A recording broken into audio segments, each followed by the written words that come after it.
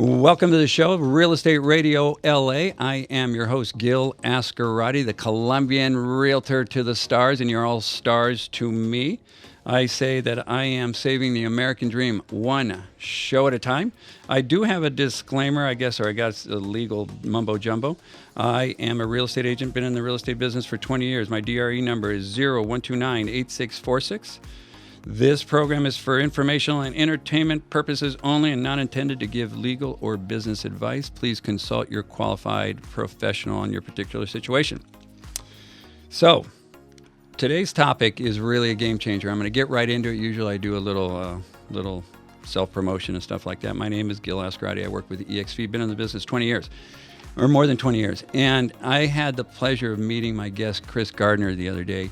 We had dinner for 2 hours. And it was really fascinating. It really was. I know my girlfriend was bored to tears, but you and I were really, from the moment I met our guest, it really strung a chord with me that there is something missing in the real estate business. This is a real estate show about Los Angeles, but you're going to realize this is a global problem, which my guest made me aware of. I didn't really think of it like that. So we're going to talk about real estate locally. We're going to talk about if you own a condo and there's a homeowners association, what you're buying into. You are getting married to these people on the board. So Chris Gardner owns a company called Condofax, almost like Carfax. I think it's genius. Chris, welcome to the show, buddy. Thank you so much, Gil. Glad to be on here. Tell me a little bit about you and your background, because it actually is very, it makes sense how you came to this process, but I want our listeners to know who you are, what you did before you started this incredible company. Sure. I graduated from law school in 95 and was offered a job in the real estate and mortgage industry by my best friend. And instead of practicing law, I chose to jump into the real estate and loan business, and that's what I've been doing for the last almost 30 years. And in the interim of that, I started to do condo project approvals and consulting, and learned through that experience the nationwide problem for buyers buying condos not getting any ideas to what they're buying into. And sort of came in with FHA, because FHA made the complex had to be certified, correct? Correct. In 2010, they got rid of a program called Spot Approval and implemented the program whereby a condo had to be approved for a buyer to use an FHA mortgage to buy in the association. Or they couldn't get a loan. Correct. Now, I remember I was in the business, and all of a sudden I'm going, what is this? How do I find out if my complex is FHA approved? And I remember how frustrating that was because it was really new. So that's how you got into the business, right? In doing it through FHA. And in that investigation or in that process, what did you find? Just by looking through 10,000 condo associations throughout the country, I discovered how bad the practices were, that nobody was looking out for the buyer. Nobody was reviewing the condo in a purchase to tell the buyer, hey, this is what you're buying into. These are what the dues are. Here's what the dues are going to be. Here's what they should be. And have discovered how unfair it is to the buyer and decided to start Condofax to have a report for the buyer to be able to order to get the knowledge that they don't possess, then they can't get. So it's like a Carfax, and for those people that don't know what that is, when you're buying a car, nobody had the facts on the history of the car, correct? Correct. And you got to, and you brought this to my attention. At first, the car industry didn't like that. Yeah, you're right. It revealed things about the car they didn't want the public to know, and that's really analogous for the Condofax report as well. And there's going to be some pushback in the beginning, but I really feel that this will be a game changer. This will be the way business is done in the future. If you are listening to this show, you need to take down this information. If you have a part of if you're buying into a condo, maybe if you're selling into a condo, or if you are on the board and you are frustrated with the transparency, because again, I've been a real estate agent for a long time, and the buyers assume, and you correct me if I'm wrong, Chris, the buyers assume that the real estate agent is looking through all the documents. And they assume that escrow is looking through the documents and the lender is looking through the documents. And to be honest with you, nobody is looking through these documents. We don't know what we're looking at or looking for. And we send them to the buyer and have them sign off that they have reviewed all the documents. And with these investigations and with this knowledge, what did you really find out? That most condos fail on a number of fronts. The financials are in bad shape. They don't want to raise dues, and so they keep the dues low when they market the property because that's an attractive selling point to some people. And in keeping the dues low, they're not reserving enough money to cover all of the problems, and it's exactly the problem that Champlain Towers had in Florida that came down. They had to pass a $15 million special assessment, and it took so long to do that they weren't able to get the repairs done before the building came down. And you're talking about the building that came down in Florida and killed hundreds of people. And this was a problem that they knew existed. And they continued to sell those units and not disclose to the new buyer that this had constructional problems and issues, and no one had any idea how to pay for it. Is that a fair assessment? That is a fair assessment. There were 35 people who bought since 2016 in Champlain Towers when all of the facts had come out about the repair problems. And it took them 5 years to try and pass an assessment when the building came down. So that is a fair assessment. I don't know anybody who would have bought in the building had they known the extent of the problems and what the future cost was going to be. Who would buy in a building knowing that the balconies are unsafe and you can't go out on your balcony? And believe it or not, I've seen that, where balconies are completely unsafe and there is no money to fix it and no plan to fix it. So you're sitting on the board, right? And you're a housewife or you're an attorney or you're a real estate agent or a CPA, and you're sitting on this board. You buy into this complex. You think it's a great deal. And you think that HOA is high, and you actually want to lower them, but you really realize that you guys are completely underfunded, under-reserved, underinsured, and you bring that up, and how is that going to be received as the board, and you're the new guy on the block? I think many people in the process aren't going to like the report. The seller certainly doesn't want any more highlight on the association. It's not going to help sales. It's certainly important for the buyer to have this information. The lender, as you had indicated, Gil, the agents, they don't even know about this. They don't look at the documents. They don't get a copy of them. They just don't have the expertise necessary and why it needs to be done for the buyer, because they don't have the expertise either. They don't need to know how to read the documents, what documents are required by state law, etc. So they get a stack. The buyer gets a stack of documents late in the game, right? They were supposed to give it to them in the first week. They give it to them in the last week of escrow. They're not sure who or what they're looking for, and there's a lot of information missing. So how do you come in, and who pays for your services? Well, either the buyer or the seller. I really believe, since it is the Sellers Association and they have immediate access to the documents that are necessary to review, to do our report, it's the seller who should pick up the tab for the report. But if the seller declines, then certainly the buyer has that ability.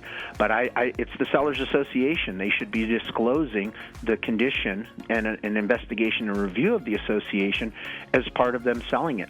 So the true cost of your report is $299, and it could be free. So the way I would do it, if I was representing the buyer, I would write into the contract that the seller pay for the Condofax service for $299. Correct. So it could be free to the buyer. Correct. So the buyer should do this. Now, if the buyer finds out that it is underfunded, under-reserved, and there's some issues, the buyer now has the facts of what's missing and could not buy or sign a waiver and buy, correct? Correct. They could. Our report will give them an idea of really what the deficiencies are, and they could negotiate for a credit. So if, in fact, the dues are so low that there's nothing in reserves, but we know there's going to be the roof replacement in 2 years, the buyer, just like if they were inspecting the condition of the property, if the oven's bad, hey, replace my oven. Same thing with the Condofax. Our report tells them hey, here's the problems. It gives you the opportunity to negotiate for these deficiencies because the seller has lived under these low dues for all these years, and it's the reason for the accruing liability. And you bring up a good point on selling factor, right? So when we're looking at property and we're looking at this property and $795,000, oh, and this HOA is $600 a month and doesn't even have a pool or tennis court, and this other one is $300 a month. Oh, a lot of times they're saying, I just don't want to pay $600 for an HOA association. But the fact is, you don't want to buy a problem. And you and I talked about this the other day when we were having dinner. When your kids are born, you have 18 years to plan for college, right? When should you start saving? The sooner the better. So if you have a 50-year-old roof and you're buying into a 40-year-old complex, they had 50 years to plan for that roof, and then you find out when you're sitting there and you bought that the roof needs to be changed, on your dime. And now these big assessments come in because a lot of times you see a homeowner association and this temporary assessment.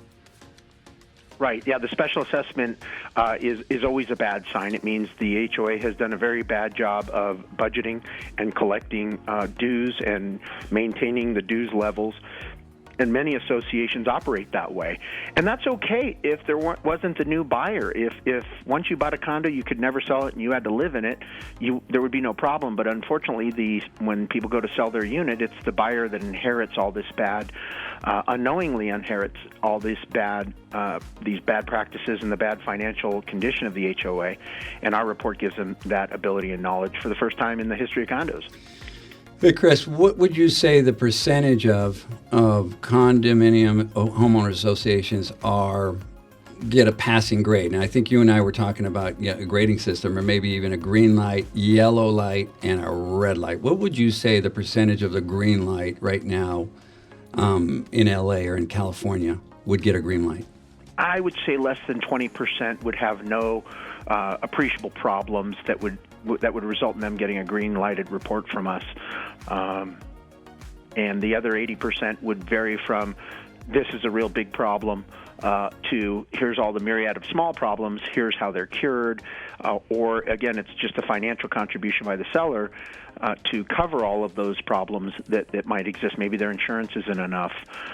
Maybe they have accruing liabilities that in past budgets that are now appearing for this year, and the buyer just doesn't know that and isn't prepared to be paying those extra costs and fees. Correct. Chris, we're going to take a break. My guest is Chris Gardner at Condofax. Is it condofax.com?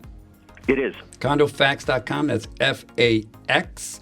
His phone number is 818-338-6517. I'm going to repeat it again, 818-338-6517. If you are on a board and you are in an association and you are not happy with what's going on, you can order it after, but I highly recommend that you order and call Chris right now before you buy.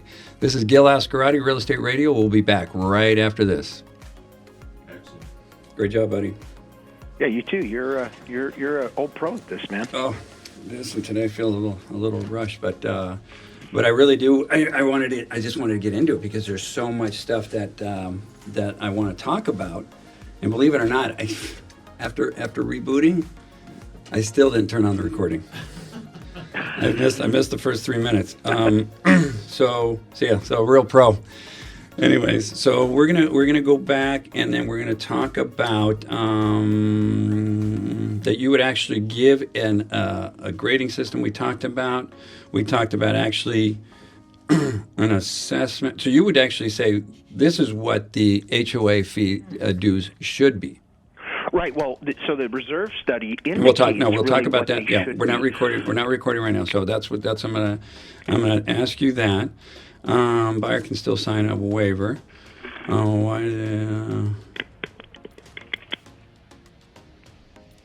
Okay, we talked about that. What else do you think I should be hitting on? I mean, I think you have with the, if you bring up the reserve study, that really indicates, that tells what the dues should be. And a lot of times it's not even provided or they don't even have one. Mm-hmm. But I'd say definitely, speak about the reserve studies. I would say speak about the leasing restrictions, what the leasing restrictions are, and what the requirements are, because people will buy in associations thinking they can rent their unit when in fact the HOA prevents it. Yeah, and that this is was something obviously that the buyer wants to know, if they have the ability to rent it, and if they have the ability, do they have to wait any time? Do they have to live there for a certain amount of period of time? Can the tenant only be a relative? I mean, there's a lot of wacky leasing restrictions that associations have in place that buyers really need to have made aware of before they close. Right. Okay. So we will get into that. Your target market, again, it's a buyer. Yep. It's somebody sitting on a board. Who else is your target market? Well, I don't think the board member is. You don't think the board member is? Until someone proves me wrong, I don't see the HOA being ever friendly to the report, because they don't want this information to get out, because if they're on the board and it comes out, when they sell, they're going to have to disclose it. Right. So really the person, it should be the seller, but I don't think that's going to be the case, for them to pay money to reveal bad things. It's really the buyer. I really believe it's a buyer, lender, agent, issue. I think the lenders and the agents have issues by not getting this done for the buyer, and certainly the buyer obviously wants to have it done.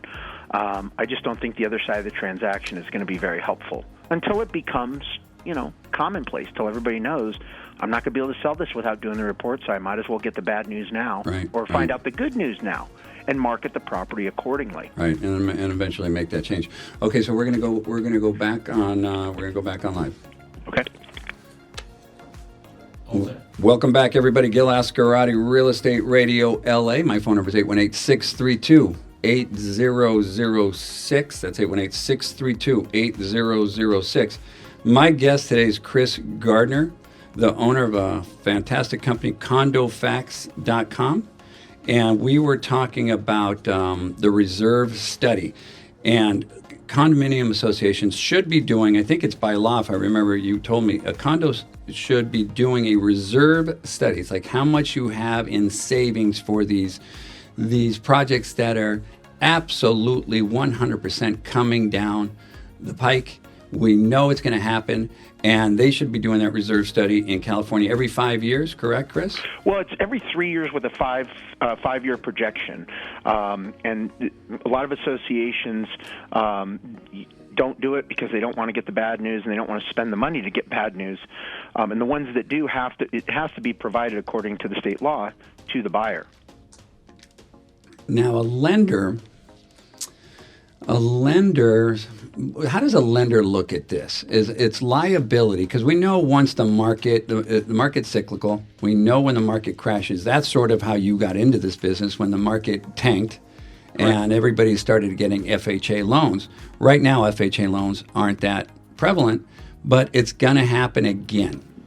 And it's a buyer should do it. Who else should be calling you and making this part of their routine? Because we have inspectors. We make a buyer sign a waiver if they're not going to get an inspection, and they get an inspection on the dishwasher, and they get an inspection on the lights and the air conditioning, and they'll spend $500 on inspection. And there's nobody inspecting these HOA documents. Why is that even legal? The lender should also, they're offering a mortgage product to the buyer. This undisclosed liability of the dues being low is a problem for the lender, because they're not calculating the obligations of the borrower accurately. They're calculating what the dues are right now, not what the reserve study says it should be. And so they're underqualifying these borrowers because they're not calculating that extra payment that's not really showing up against the buyer. So Condofax will actually do an assessment and say these documents are missing for you to do a healthy audit or a healthy investigation. And what if the HOA doesn't have that information? that's going to be a real big problem because the state law requires their maintenance. We wouldn't require any documents that aren't required by the state law. And so we know once we get a set of the documents, if all of the documents that are required by each individual state's condominium law are being provided. And if there's not, it's a problem because you're just not getting the disclosure that the state law requires. Right. And, you can't disclose something you don't know. So I guess that's what you're saying. HOAs don't want to know, right? Because they're just kicking the can. Right. They don't want anybody to know. They've looked the other way. It's not their problem to look over the documents for the buyer. It's their responsibility to provide them and leave the buyer who has no knowledge, experience, or know-how how to look at them to come to their own conclusion about the HOA. Buyer beware. Those documents that you're signing, that contract you're signing says buyer beware. It's going to be tough for you to sue later. But I really feel that if the seller or the HOA is hiding information and knows that they are underfunded and knows that there's a problem coming and they don't disclose it, the buyer has rights. What's your thoughts on that? I agree that that's the seller has to disclose the things they know, and why I don't think they're ever going to really love the Condofax report. They'd rather not know and let the buyer figure it out. There are minutes that record what the board's doing, so there is kind of a blueprint if the board's been considering these things. That the buyer has the access and the ability to have those reviewed. That's part of our report, so we know what they're talking about. So we know what the problems are that are on page 465 out of 650 documents. So if a buyer bought a couple years ago, could they still hire you? They're not on the board. They're just feeling like something is wrong. They're not being told everything that's coming down, or they have this special assessment. There's no real explanation on what the assessment's for. Can a buyer hire you after they've closed escrow? Great question. Yeah, they could hire us both for us to retroactively review the documents at the time of their purchase, and we could also review their condo now. Interesting. And then, again, I really think if there's any real estate agents or anybody who owns a real estate company out there, I really think one of these days there's going to be a lawsuit because the buyer is assuming that we are looking over these documents for them. And a lot of times we'll look at it and see there's no lawsuit, or they're not in bankruptcy. And I don't know what a normal reserve study is going to be for a 300-unit complex. I mean, how would I know that? You wouldn't. You'd have to be specialized in reserve studies, and that's a very niche know-how. No agent in the country, including myself, could be an expert at doing a reserve study unless that's what you did for a living. But that's why it's important to have someone who is go over the association's documents, the reserve study, everything that's required to make sure they're complying, and that what they're complying with is actually good practices.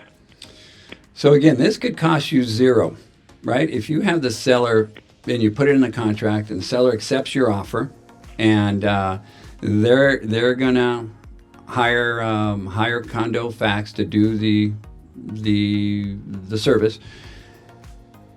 What happens if this HOA just drags their feet and there's a contingency, right? Because the seller's supposed to give all this information to the buyer. Let's say it's 7 days, and the condo association is unorganized. They don't give this thing till later, so now you have 5 days to review these documents.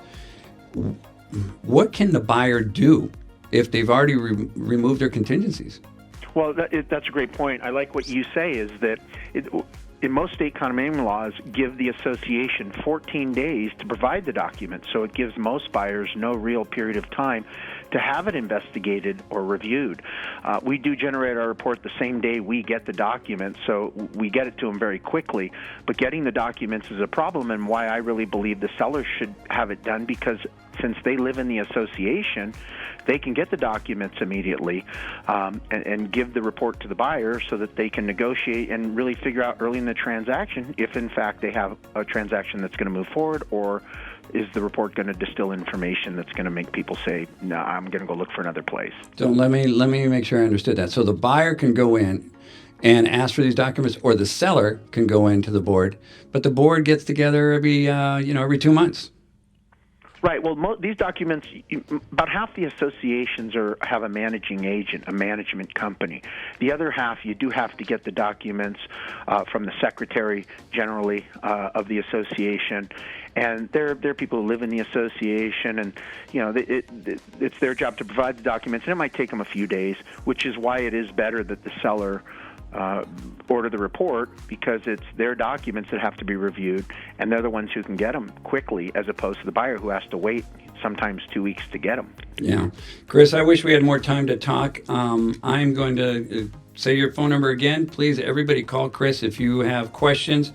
I would love to help, but I think Chris is going to be a better source for you. 818-338-6517. That's 818-338-6517 and Condofax.com.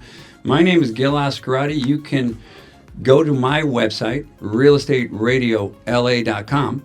That's realestateradio.la.com, or call me at 818-632-8006. I have a bunch of USPs, unique selling propositions, from for sale by owners at 1%, and just here to help Hispanics that are out there that are not really being well represented. If you're an agent that's want to be a part of a big team, EXP is the wave of the future. And I really think, Chris, you are onto something big. I think I told you that when we were talking.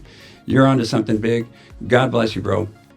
Really appreciate it, Gil. I appreciate all the time and that you've given me, and hope you and I can get together and have another dinner. We are going to, I promise you, we're going to do something really, really big. This is 870 The Answer, and you just got the answer on real estate here in LA and HOA. I hope I was speaking your language and everybody really understood. This was really an elevated, really great discussion. Chris, you're awesome. Talk to you real soon. And this is Gil.Azcarate, Real Estate Radio LA, and realestateradio.la.com. All right. Peace.